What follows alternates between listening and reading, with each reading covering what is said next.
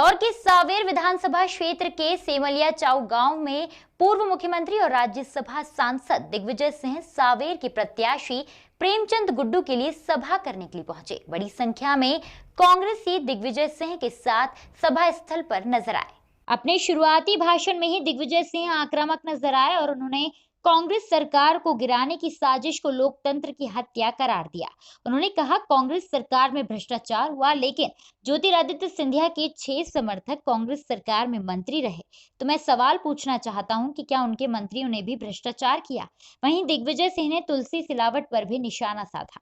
दिग्गी राजा ने कहा कि आम जनता से इतना अपील करना चाहता हूं कि इस लोकतंत्र की हत्या होने से और विश्व में इसकी बदनामी होने से बचाएं। इस बार इस तरह से बीजेपी जीती है तो यह हमेशा की रीत हो जाएगी कि एक आम व्यक्ति के वोट को खरीदा बेचा जा सकता है। वहीं कांग्रेस के प्रत्याशी प्रेमचंद गुड्डू ने कहा कि वह सांवेर से विधायक रह चुके हैं। क्षेत्र की जनता के लिए उन्होंने काम किया है। कांग्रेस की सरकार आती है तो वह सभी अधूरे काम जो पिछले 15 सालों में नहीं हुए, उनके विकास में गति आएगी। हमारा देश विश्व का सबसे बड़ा लोकतांत्रिक देश है। यहाँ के लोकतंत्र की लोग तारीफ करते हैं। आज हालात क्या है? पूरे विश्व में हम लोगों को बदनामी हो गई है कि यहाँ तो विधायक बिक जाता है। इसलिए मैं आपसे अनुरोध करने आया हूँ कि ये मौका है लोकतंत्र बचाने का। अभी कुछ दिन पहले मैं अशोकनगर गया था। जो जीतू भाई कह रहे थे कि भारतीय जनता पार्टी के लोगों कि दिल में क्या गुजर रही होगी, इस बात को आप समझ लीजिए। वहां पर एक आरएसएस का कार्यकर्ता था, देवेंद्र ताम्रकार। वहां के हमारे भाजपा का आपका उम्मीदवार और पहले सिंधिया जी का खासम खास कांग्रेस का विधायक, उसने उस पर सिंगरौली उत्तर प्रदेश के कोने में वहां उस पर एक बलात्कार का केस लगवा दिया। बेचारा देवेंद्र ताम्रकार ने अशोकनगर से बाहर जाकर कहीं देखा नहीं। उसके पत्नी और बच्चे ठंड में 15 दिन तक ठुठुरते रहे। मुझे जानकारी मिली, मैंने उसको जज को डांटा, फटकारा। नहीं साहब, मैंने कुछ नहीं कराया। मैंने फिर उसकी जमानत करवाई।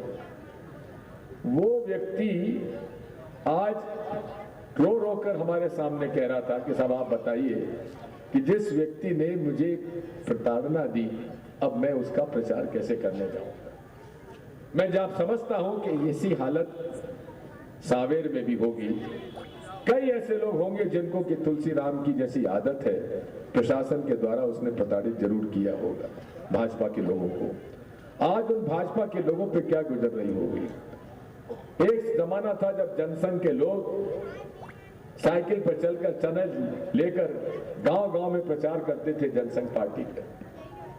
राष्ट्रीय स्वयंसेवक संघ के कई प्रचारक जिन्होंने अपनी उम्र बिता दी राष्ट्र संघ को आगे बढ़ाने के लिए, आज उनके दिल पे क्या गुजर रही होगी कि जिस भ्रष्टाचार के खिलाफ वो लड़े, वो भ्रष्टाचारी आज उनके सर पे आकर बैठ गया। मैं आपको विश्वास दिलाना चाहता हूँ, ये रोड के मामले में मैंने बोल दिया था आपको खड़े हो गए, लेकिन आज पूरे सांवेर क्षेत्र में कहीं भी विकास का काम दिख नहीं रहा है। 20 साल हमको अब इस बात का हिसाब मांगना चाहिए।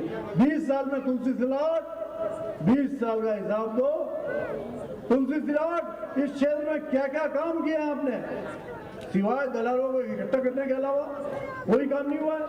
यहाँ दलाल ही दलाल लगे हुए हैं, ऊपर से नीचे तक। यहाँ पता नहीं कौन सरपंच है, पता ही नहीं पड़ता है।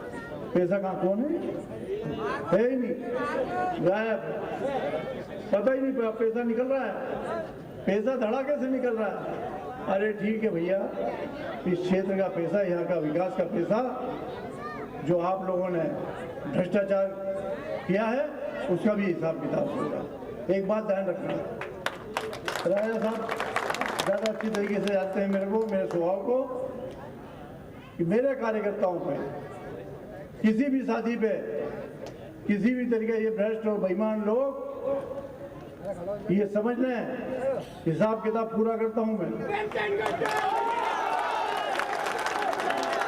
और मेरे किसी कार्यकर्ता पे किसी भी तरीके की कोई हरकत हुई तो ये समझ लेना देवास की बॉर्डर पास में है, तैयारी कर लेना।